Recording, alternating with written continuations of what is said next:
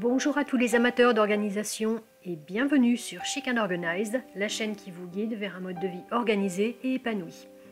Aujourd'hui, plongeons ensemble dans l'univers captivant des routines et des habitudes et découvrons comment construire une semaine idéale pour maximiser votre productivité tout en restant élégant et organisé.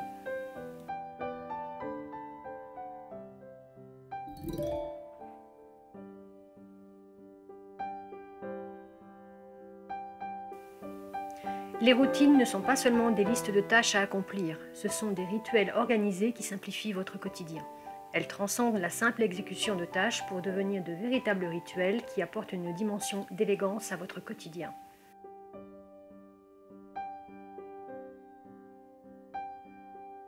Imaginez vos routines comme des chorégraphies minutieusement organisées où chaque geste contribue à créer un ballet harmonieux de productivité et de sérénité. En intégrant des routines organisées dans votre vie, vous transformez vos actions en une séquence débarrassée de superflu. Chaque étape devient une danse soigneusement pensée, dévoilant un sens de l'ordre et de la précision. C'est dans cette chorégraphie quotidienne qu'émergent les habitudes qui apporteront plus de sérénité à votre vie. En optimisant votre temps à travers des routines bien conçues, vous libérez des espaces pour des moments de créativité et d'inspiration. Ces moments deviennent des parenthèses enchantées dans votre journée où l'esprit peut s'exprimer librement, sans être encombré par le chaos du désordre.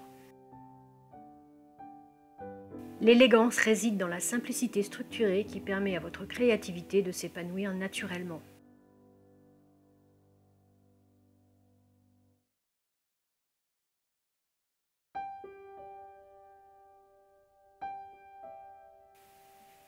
Les routines organisées, si elles sont bien menées, peuvent conduire à des habitudes qui ont un impact significatif sur notre niveau d'organisation.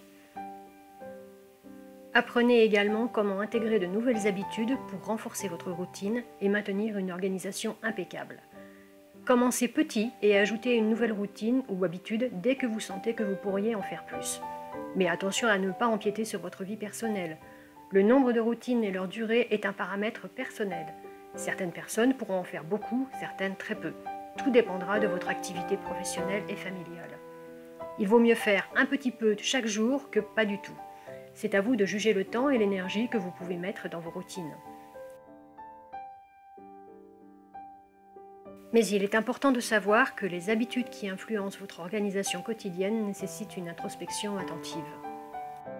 Analysez vos actions récurrentes, observez comment vous répondez aux stimuli et identifiez les schémas qui émergent. Si vous vous saisissez de votre téléphone chaque fois que vous avez du temps libre pour scroller sans but sur les réseaux sociaux, vous avez peut-être une occasion à saisir pour remplacer cette habitude par quelque chose de plus constructif. Une fois que vous avez dressé une carte de vos habitudes existantes, vous pouvez commencer à apporter des ajustements judicieux pour les aligner avec vos objectifs de vie. Passons à la pratique. Dans cet exemple, je vais vous parler de routines et d'habitudes que je connais bien, les miennes. Ces routines sont adaptées à mon emploi du temps et à mon activité professionnelle.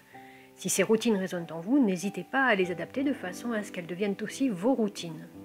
Comme je travaille à la maison et que j'enseigne une journée par semaine, j'ai adapté mes routines en fonction de mon emploi du temps.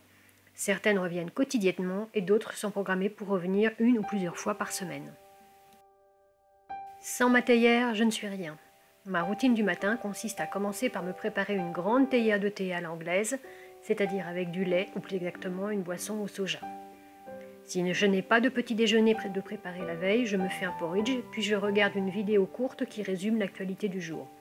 J'essaie ensuite de lire des livres pratiques sur la productivité ou sur l'entreprise. Puis je m'installe confortablement pour méditer quelques minutes. J'écris également dans mon bullet journal et je vérifie mon agenda où je planifie les jours suivants si nécessaire. Je me prépare ensuite pour ma journée de travail. Je ne travaille généralement pas en pyjama et même si je ne sors pas de la maison, je suis habillée et maquillée comme si j'allais travailler à l'extérieur. Cela me permet d'avoir une séparation entre ma vie privée et ma vie professionnelle.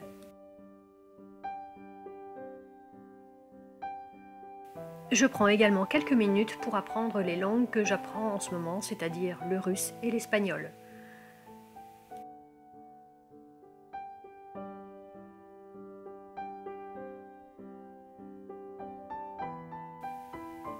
Une bonne partie du temps, mon repas de midi est prêt car nous préparons suffisamment le soir pour que le repas du lendemain midi soit déjà prêt.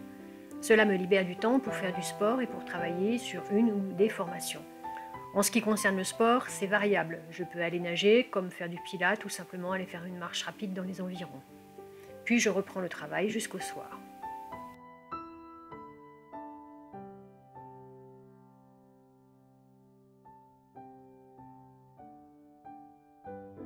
Le jour où j'enseigne, j'emporte un bento qui me permet de manger sur place sans avoir à faire la queue. Je profite aussi de l'heure de midi pour gérer mon activité principale ou bien j'avance sur un de mes projets secondaires.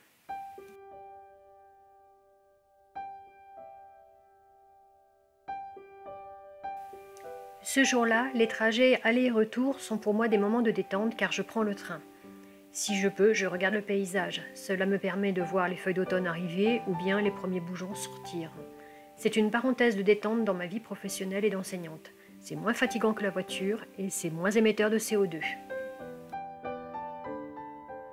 Passé une certaine heure, je suis fatiguée et il est temps pour moi de clore ma journée.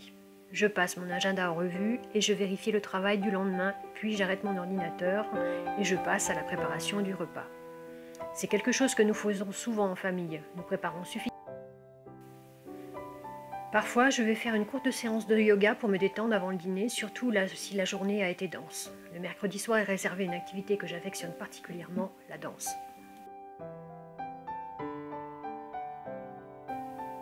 Ce soir-là, je rentre assez tard et je dîne après tout le monde. Après le repas, je me prépare pour la nuit et je prends un peu de temps pour lire au lit. C'est un moment de détente qui me permet de clôturer ma journée. Voilà donc comment je m'organise pour éviter d'être débordée.